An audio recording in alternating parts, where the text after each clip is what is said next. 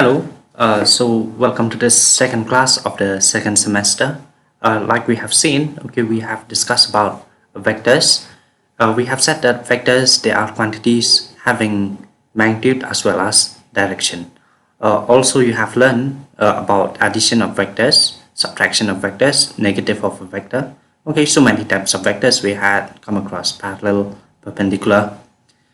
So what we will do today is something about the magnitude of vector, the dot product, and the cross product. This is just like a revision of the things that you had learned in your higher secondary days. But anyways, we'll do it. Maybe there will also be something new. Okay, so let us just start. So let A be a vector.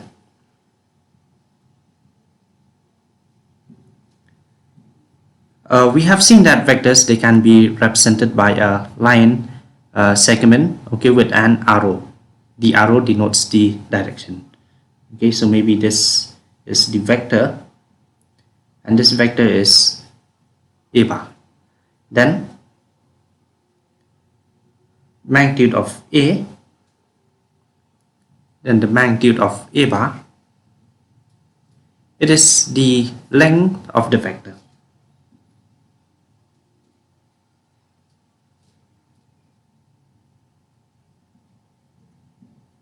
Okay, so the length of the vector, it is OA. That is, and is denoted, it is denoted by magnitude A bar. Okay, so it's denoted with this symbol, okay, just like the modular symbol. Okay, but over here when we are doing vectors, it represents the magnitude. So A bar, it will be equal to the length of the line segment, which is OA. Okay, note one thing that you should know. We have seen that vectors, they can be represented by the three components I, j, and k. So if A bar equal A1i plus A2j plus A3k, then magnitude A bar is equal to root A1 square plus A2 square plus A3 square. So how do you view this one visually? Okay, in the graph, okay, you can think of it, okay, in the three components, okay, the x, y, and z axis,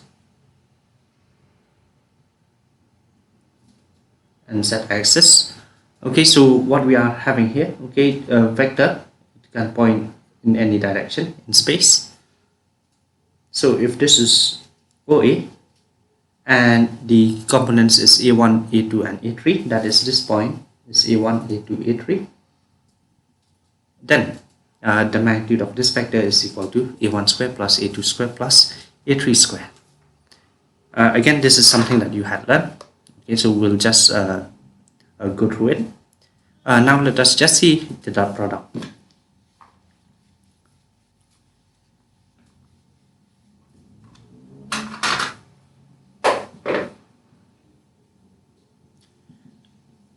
We have seen that vectors, they can be added, they can be subtracted, but when you are doing multiplication, you have to be very careful because there are basically three types of multiplication that can be done with vectors. Okay, actually two, and the third one, it is multiplication by a scalar. But when we have two vectors, we can multiply them in two ways. The first way is the dot product, and the second way is the cross product. Okay, so now let us see the dot product. This one, what happens is you have to take two vectors. Okay, let A bar and B bar be two vectors. Let theta be the smaller angle between A and B.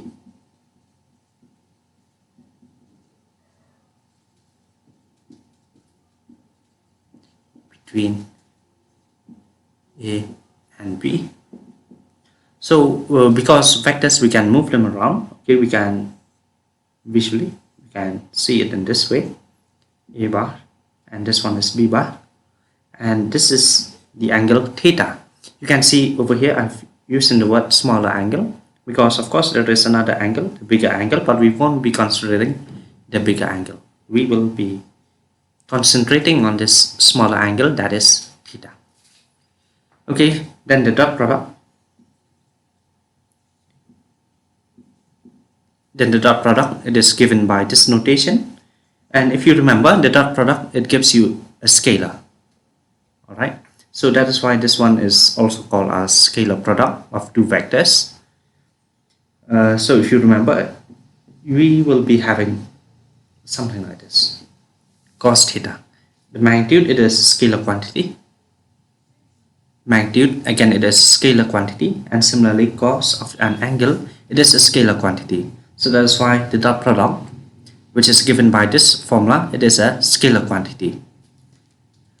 Okay, so there is nothing new about the dot product. Okay, something that you had already learned. Okay, so now let us just give the definition for the cross product.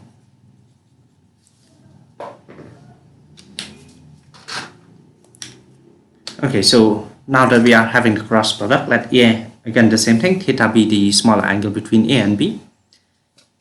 We won't be needing this. Now over here, when we are doing the cross product, it will be AB.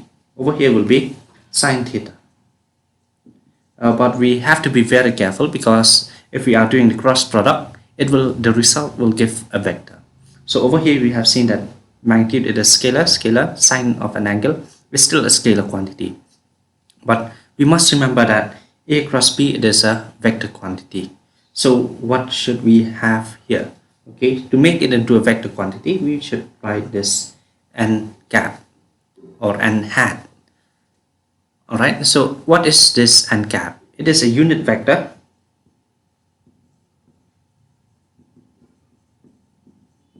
perpendicular to both A and B, and its direction is given by the right hand thumb rule.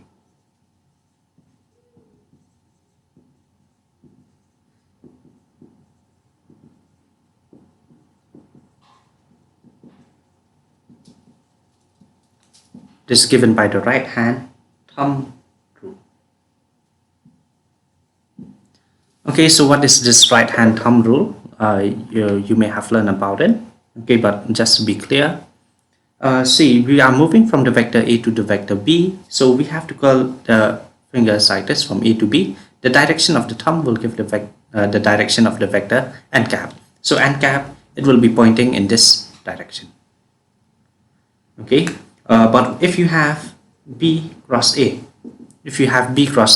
you have to curl the vectors from B to A, so it will be in this way. So the vector will be pointing downwards. Okay, so you have to be very careful about the direction, and also you should note that A cross B, it will be equal to minus B cross A. So if you interchange, okay, it will be negative because of the direction. Okay, if it is A cross B, it is pointing in this direction. So because B cross A, it is pointing in this direction, so that's why it will be negative. I hope that is also clear.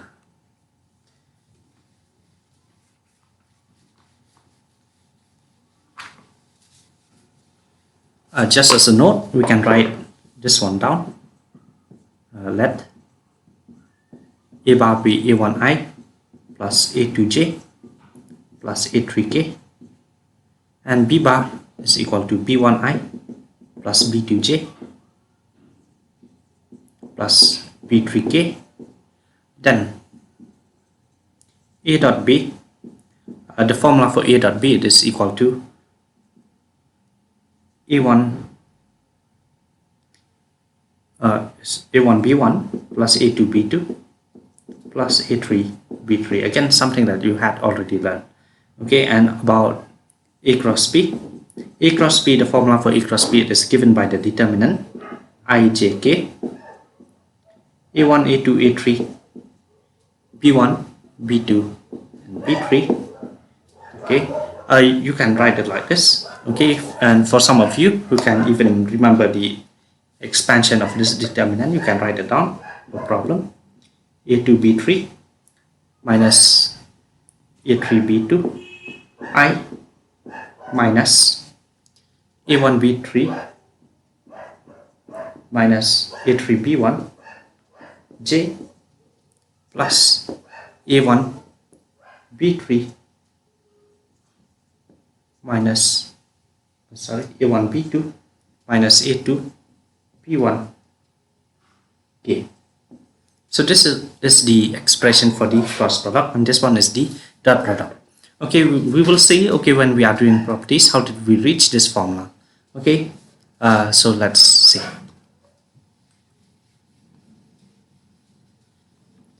Okay, so first I will be doing the properties of the dot product.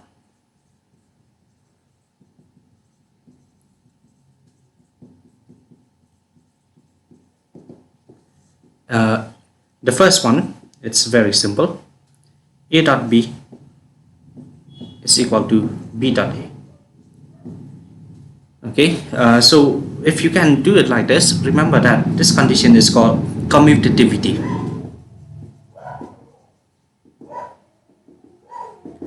Okay, so commutativity, always remember that you need to have an operation. So over here the operation is dot.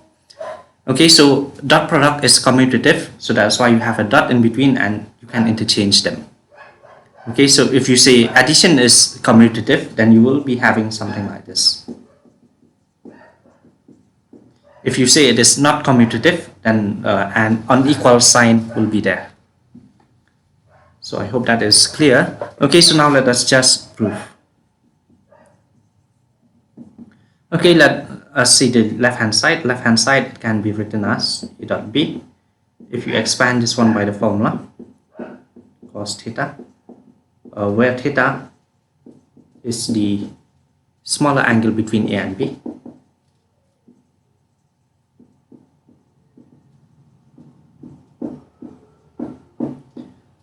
This one you can write it down as BA cos theta. Theta is the angle between A and B, so theta will also be the smaller angle between B and A. Okay, where theta is a smaller angle between B and A. Again, nothing new. So this one you can write it down as B dot A. So this is the first property of the dot product, which is fairly simple. Okay, you should take a note. What happens if A and B are parallel, and what happens if they are perpendicular? No. If A bar is parallel to B bar, then A dot B, it will be called magnitude A, magnitude B cos theta, but over here theta will be 0 degrees, cos 0, so it will be cos 0 is 1, so it will be equal to magnitude A, magnitude B. Number 2, if A bar is perpendicular to B bar, then A dot B, it will be equal to magnitude A, magnitude B cos 90, cos pi by 2, it will be equal to 0. So what happens? Okay, we can actually have this third one. This third one, I feel that it is a more important compared to the first two. Okay, in fact, number 2 is also very important. Okay, A dot A. A dot A, you will be having A magnitude A cos 0, so it will be equal to magnitude A square. So we will be having this. This is very important because sometimes you will be having magnitude. Okay, there will be some exercises involving magnitude, and if you cannot proceed in any other way, we will have to take the square of it and then convert it into a dot product. So once you square the magnitude, it's like you are transforming it into a dot product. I hope that is clear. Let's see.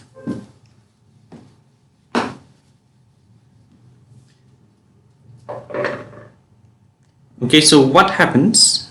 Okay, now let us do the second property. The second property, it says that a dot b is equal to 0 if and only if this symbol, it means if and only if magnitude a, if and only if a bar equal to 0, b bar equal to 0, or the angle theta is equal to pi by 2. Okay, so this is very important. Okay, so once you see that a dot b is equal to 0, you can always conclude this. Okay, do not make a mistake. Some of you may make a mistake that once you say a dot b is equal to 0, you will only conclude that the angle is pi by 2. In fact, that may not be the case. Okay, you should always remember that you can have 3 possible cases if a dot b is equal to 0. Okay, so let's see the proof. A dot b equal to 0, so given, then we will be having magnitude a, magnitude b, cos theta is equal to 0. So this one will give us magnitude is equal to 0, magnitude b equal to 0, or cos theta is equal to 0. So if the magnitude of a vector is 0, that can only happen if the vector is a 0 vector, or b bar equal to 0, cos theta is equal to 0, and theta is the smaller angle, so that's why we will be having theta equal to pi by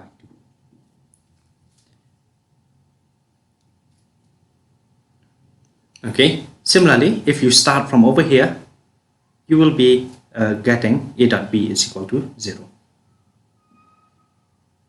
Okay, so you will be having this. Okay, so this proves this property. Another property that is very important in vectors is this property.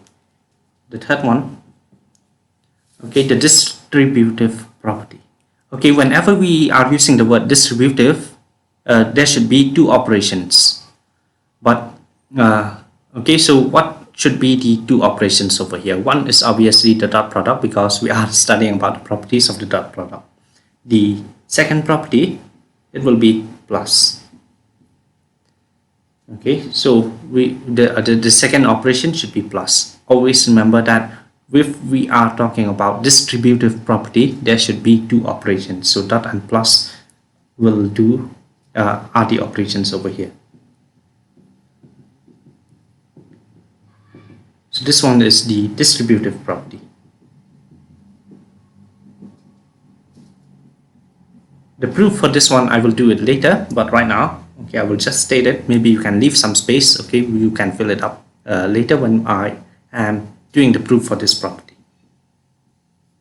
Okay, because it requires something else. Okay, so we will leave the proof for now. Okay, so now let us just head over to the cross product. Okay, properties of the cross product. Of course, there are some more properties of the dot product. Okay, but I don't feel that they are too important at the moment, so that's why I am skipping. Okay, but I will surely send them in the notes.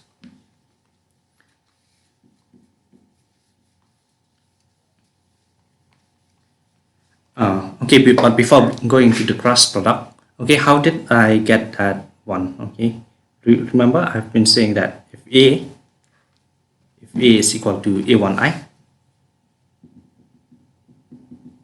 plus A2j plus A3k, and B1i plus B2j plus B3k, I said that A dot B, okay, in one of the notes,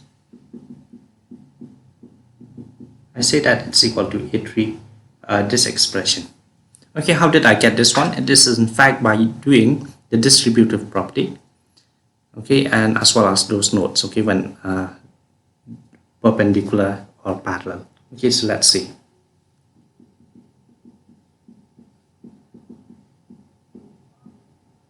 Okay, if you take the dot product, b1i b2j plus b3k. Okay, if you take the dot product, because it is distributive, right? It is distributive. So a1 and b1, they are scalars. Okay, so you'll be getting a1 b1 I dot I. Okay, similarly you can take the dot product of this one with this one plus a1 b2 I dot j. Similarly you can take the dot product of this one and this one. You will be having a1 b3 I dot k. And okay, next you will be taking this one a2 b1 j dot I. Okay, continue in this way. Okay, just expand the expression. Okay, plus and so on. So once you do this, you will notice something. Okay, over here we are having I dot I. I dot I, if you, because it is the same vector, so you'll be having magnitude I square. But magnitude of I, it is a unit vector.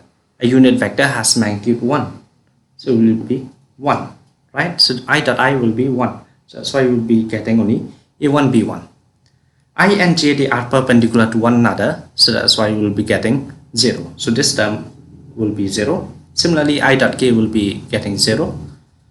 Now j dot I will also be 0, right? So they won't occur in the expression. So if you continue this expansion, okay, and use all these results, I dot j equal to 0, I dot k equal to 0, and so on, what you will be left with, you will be left with a2 b2 plus a3 b3. Okay, so this is how we get this expansion over here. Okay, another property that I forgot to mention about the dot product is this one. Okay, the fourth one.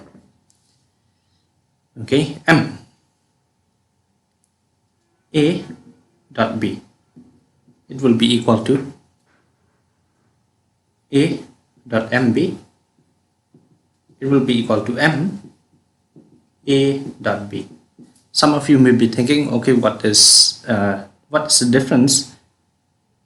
Okay, in all of them you may be thinking they are the same thing. Okay, but they are actually different. Okay, because over here m is nearer to a, and over here m is nearer to b, whereas over here m is totally outside of a dot b. So if you are thinking about such cases, okay, again I will be doing the proof for this one. Okay, but just leave some space. Okay, I will do the proof later. But this is also one of the important properties of dot product. Okay, if you have a scalar and you multiply in this way, okay, all these three things will be equal. So if you notice over here, m, if whenever you have a scalar, you can always take it outside. Okay, so something like this, what I mean to say. So if you have maybe ma and b, okay, if both of them are scalars, m and n, if they are scalars, this scalar you can always take it outside, so you'll be having something like this, mn a dot b. Okay, by using a result like this. Okay, so that is important. That is why I am highlighting it. But again, the proof I will do it later. Okay, so now let's head over to the cross product. I won't be doing any proof for the cross product. You can refer them from the notes that I will give, but they are fairly similar to the proof that I had done. Okay.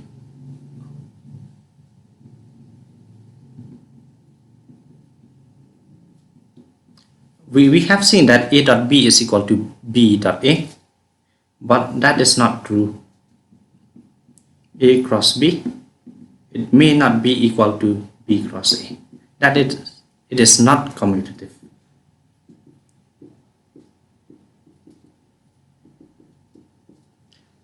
Okay, why is it not commutative? Okay, because also you must remember something in mathematics. If we want to prove a statement as true, we must give a general proof. Okay, we cannot give examples. But over here we want to show that it is not commutative. That is, we want to disprove a statement that it is commutative. Okay, we don't want to prove that it is commutative. So in that case, we can just give examples. Okay, so the solution for this one, you can just take an example. Okay, take a equal I and b equal j. How much will you be having? A cross b. Okay, you have learned about this. I cross j, it will be k. Whereas b cross a, it will be minus k. All right, so something that you have learned. Okay, if you are having I and if you are having j and k, I, and if you are having j and k, if you are taking the cross product in this direction, okay, it will be positive. But if you go in the reverse of this cycle, then it will be negative. What I mean is I cross j will give you k, j cross k will give you I, and k cross I, it will give you j. But if you go in this reverse way, j cross I, it will give you minus k, I cross k, it will give you minus j, and similarly j cross I, k cross j, it will give you minus I. Okay, that is also something that I had already learned. So a cross b is unequal to b cross a. Okay, but we have these properties. Okay, number 2. So the first property is that it is not commutative. That can be thought of as a property. Okay, the second property, we are having that, okay, it is still distributive.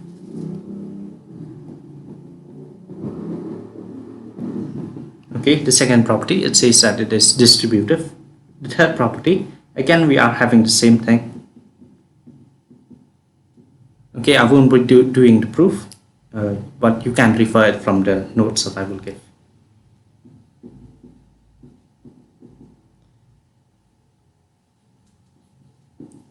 Okay, it's very similar. The properties are similar. So this is what we will be having. Okay, and as a note, you can see what happens if A and B are parallel and what happens if they are perpendicular. If A is parallel to B, okay, maybe I will give this one as an exercise. Okay, show that A cross B equal to 0 if and only if A equal to 0, B equal to 0, or A is parallel to B. Okay, so over here we notice something. Alright, there is still some mistake in this statement because, as I've said, A and B, they are vectors, and if you take the cross product, it should be a vector. So over here it cannot be 0, but in fact it should be 0 bar. Similarly, this one is a vector, so it's best if we use 0 bar to denote that it is a vector. Okay, let us see the proof. Okay, A cross B equal to 0. Okay, so we will be having, okay, sine theta and tan equal to 0. Okay, so the possibility is that because it is a 0 vector, so all of these things should be equal to 0. So that's why we'll be having equal to 0 or b equal to 0, or sine theta will be equal to 0. So if sine theta is equal to 0, we can say that A bar is parallel to B bar. Similarly here.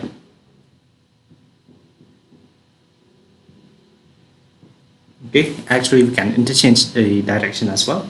If A bar is 0, we can have this, and ultimately we can have A cross B is equal to 0. Okay, so this is a very important exercise. Okay, sometimes what you may see is that A cross B equal to 0. Some of you may just conclude that A is parallel to B, or that theta is equal to 0. Okay, some of you may just conclude that theta is equal to 0. That is not the case. Okay, but you can also have that these two vectors, they are both equal to 0 bar. Okay, when we are doing exercises, you will be reminded about this exercise. Okay, so no problem.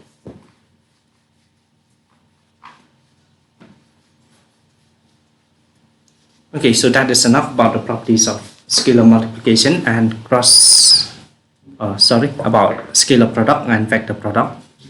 Okay, so now let us just try a few exercises, question 1 and question 2. Let us see, by using the properties that we had learned.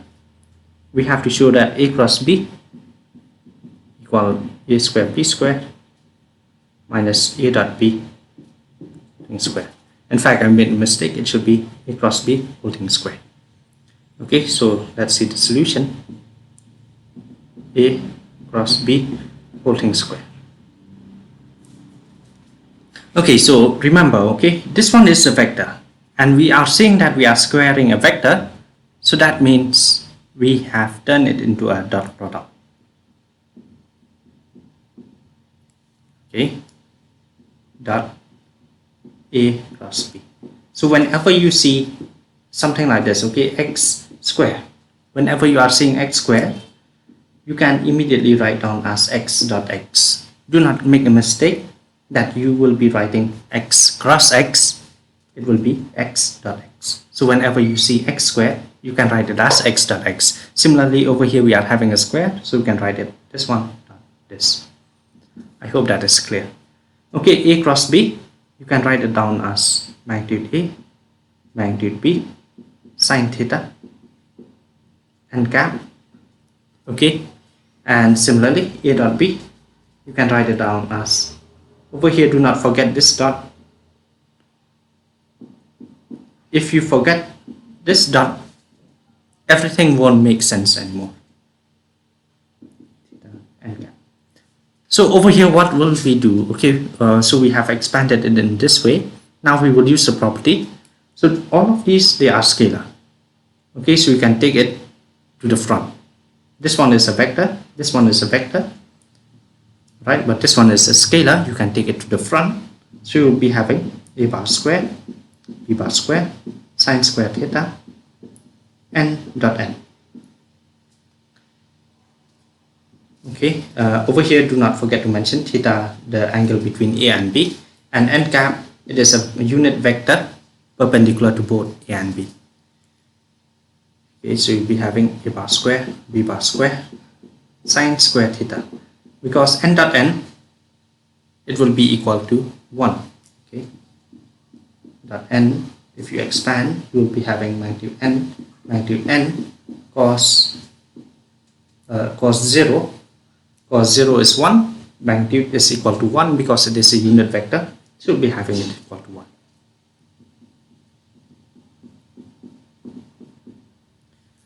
Now, if you see this right hand side, we have started with the left hand side, but if you see the right hand side, you are noticing that we are having the dot product. Okay, and remember the dot product is related with the cosine. Okay, over here we are having sine, so we will convert it into cos. Okay, so we'll be having magnitude a squared, magnitude b squared, minus magnitude a, magnitude b, cos theta, whole thing squared. So this one, because it is magnitude, so we can easily write it down as this. And this one, it is the dot product, whole thing squared. Okay, so this solves question number 1. Okay, now let us do question number 2.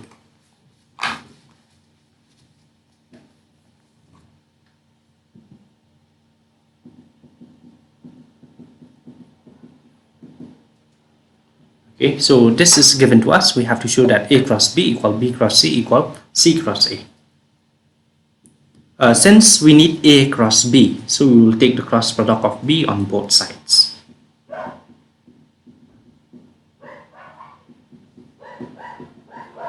Okay, but also you notice that we will also be needing c cross a. Okay, so that's why again we start with this one, but we are taking the cross product with a. equal 0, and similarly over here we will be having 0 cross A. Okay, so we have started with something that is given, take the cross product with B. Similarly over here, something that is given, take the cross product with A. So A cross B, we can leave it as it is. B cross B, B cross B, it will be equal to 0, and plus C cross B. 0 cross B will be 0. A cross A, because they are parallel, it will be equal to 0. So we will be having B cross A plus C cross A equal to 0. So over here we will be having A cross B equal minus C cross B. And over here we are having C cross A equal minus B cross A. Okay. Over here, what did I do? I have taken B cross A to that side. Okay, that's why I will be getting minus B cross A. Also, do not make a mistake. There is no such thing as division in vectors. Okay, some of you may be thinking, okay, we will divide the whole thing by A. Okay, but that is not defined in vectors. Okay, do not ever divide by a vector. And over here, ultimately, what will we have? We want to interchange this one to B cross C. We can just do that one, but instead of negative, it will turn into a positive. Similarly, over here, if we interchange the order, if you want to interchange the order in a cross product, the sign will change. So from negative, it will turn into a positive. Again, it is because of that direction. One is pointing this way, the other is pointing that way. Okay, so from 1 and from equation